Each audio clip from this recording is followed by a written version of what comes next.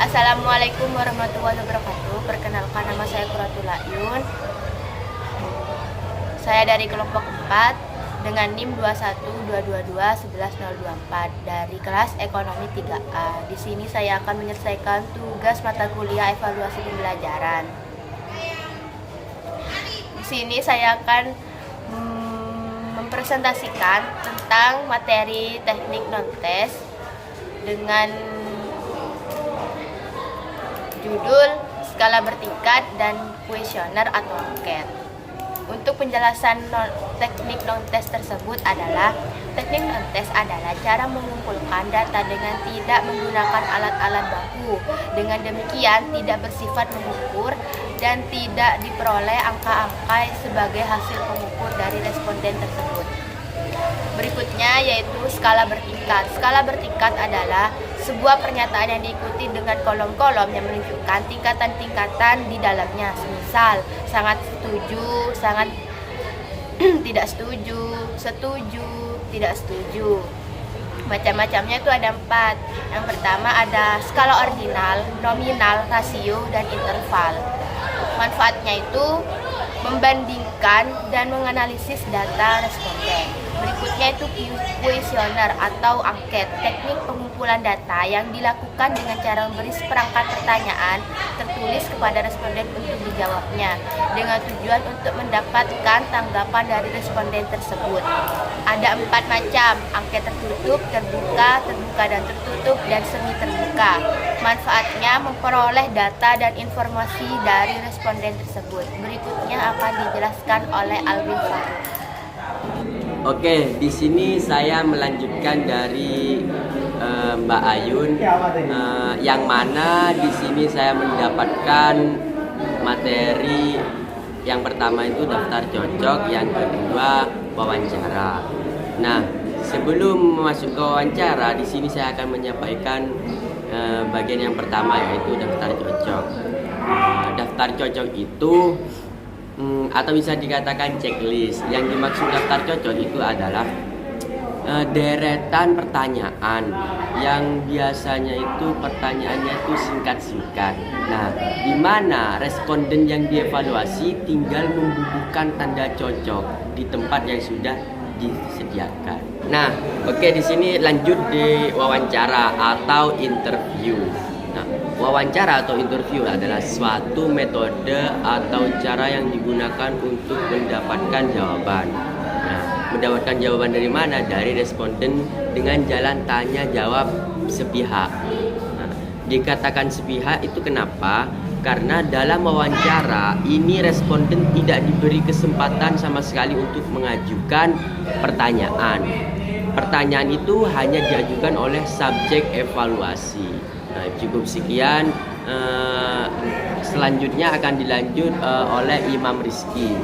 Terima kasih. Perkenalkan, nama saya Imam Rizky dengan NPM 21222110028. Di sini saya akan melanjutkan materi dari Mas Alvin, yakni pengamatan. Di mana pengamatan tersebut biasa disebut dengan observasi. Dengan adanya pengamatan, kita sebagai pengamat itu bisa tahu kriteria peserta didik itu seperti apa, dan kemampuan peserta didik itu sampai kemana gitu. Dan yang kedua itu adalah riwayat hidup, di mana kita sebagai pendidik harus mengetahui riwayat hidup peserta didik dari segi apapun itu. Salah satunya itu dari segi kemampuan, dari segi teknik, dia ahli di bidang apa gitu. Jadi kita itu bisa memberikan materi atau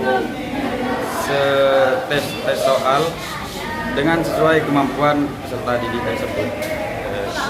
Dan materi selanjutnya akan dilanjutkan oleh Mbak Diana.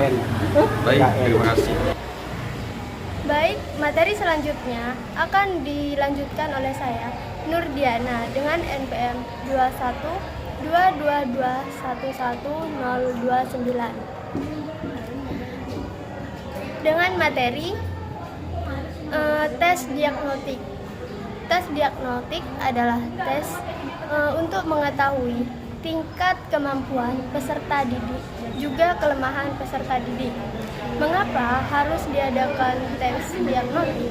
Karena dengan adanya tes diagnostik, pendidik dapat mengetahui sampai mana kemampuan seorang peserta didik, bahkan sampai mana pula kelemahan peserta didik. Karena dengan adanya seperti itu akan mempermudah pendidik untuk memberi motivasi bagi peserta didik untuk terus meningkatkan kemampuannya dan meninggalkan kelemahannya. Selanjutnya yaitu tes formatif. Tes formatif adalah tes yang dilakukan setelah menyelesaikan pembelajaran, di mana pendidik akan mengetahui apakah peserta didik tersebut menyelesaikan atau memahami materi yang telah dipaparkan tadi.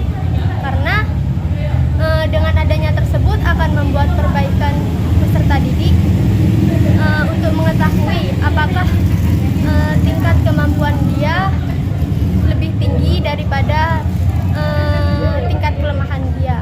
Baik, saya kembali akan melanjutkan materi sebelumnya, yaitu pada materi tes sumatif dan juga formatif dalam praktek. Tes sumatif dalam praktek dapat dilaksanakan sebagai ulangan umum. Biasanya dilakukan dalam satu semester, seperti contohnya UTS atau ulangan tengah semester dan juga UAS ulangan akhir semester. Sedangkan tes formatif dalam praktek biasanya dilaksanakan berupa ulangan harian.